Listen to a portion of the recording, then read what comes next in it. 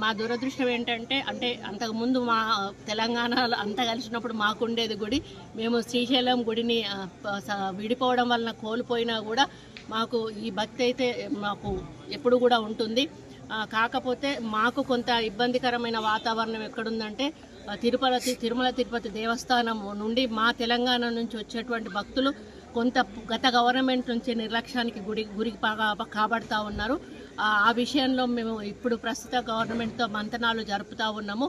గతంలో తెలుగుదేశం ప్రభుత్వం ఉన్నప్పుడు అధికారంలో ఉన్నప్పుడు ఏ విధంగా అయితే కొన్ని పద్ధతులు నియమాలు పాటించేవాళ్ళు అదే పద్ధతిలో మా ప్రభుత్వానికి కూడా వారు ఇవ్వాలని వారికి మేము రిప్రజెంటేషన్ కూడా ఇవ్వడం జరిగింది. ముఖ్యమంత్రి గారు కూడా ఈ రాష్ట్ర ముఖ్యమంత్రి గారితో కూడా మాట్లాడడం జరిగింది.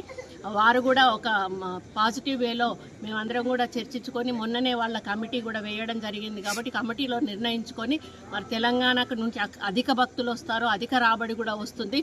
మరి గతంలో మాకు అక్కడి నుంచి కళ్యాణ మండపాలు కానీ గుళ్ళ డెవలప్మెంట్ల కోసం కానీ కాలనీ గుళ్ళ కోసం కానీ మాకు చాలా నిధులు వచ్చేవి. మరి అదే విధంగా మళ్ళీ అక్కడి నుంచి మాకు నిధులు రావాలని కూడా వారిని కోరుతూ, ఎందుకంటే తెలంగాణలో చాలా గుళ్ళు ఎక్కువగా ఉన్నాయి, మరి ప్రాచీనమైనటువంటి గుళ్ళు కూడా చాలా ఎక్కువగా ఉన్నాయి. కళ్యాణ మండపాలు గ్రామాన కూడా అడుగుతూ ఉన్నారు.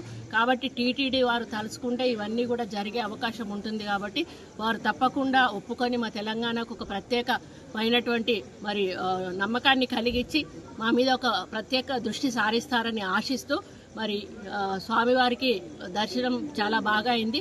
మళ్ళీ వారు మమ్మల్ని త్వరలోనే రప్పించుకొచ్చారని ఆశిస్తూ సెలవు తీసుకుంటాం. హిట్ టీవీ యాప్ ని డౌన్లోడ్ చేసుకోండి. ఇందులో short news, live news, entertainment movies అన్ని అవైలబుల్ గా ఉన్నాయి. Please download hit TV app. Hit TV app ని ఫ్రీగా డౌన్లోడ్ చేసుకోండి.